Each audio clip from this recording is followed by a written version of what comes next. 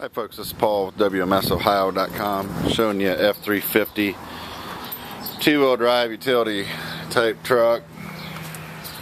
Older cheap work truck, still runs and drives good. Boxes are showing some rust in there definitely.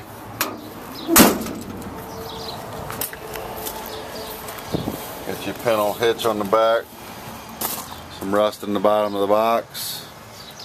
Still usable truck. Tires are pretty decent, 50% or more.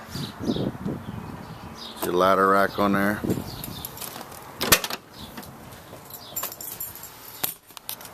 Motor, exhaust, everything seems to run like it should.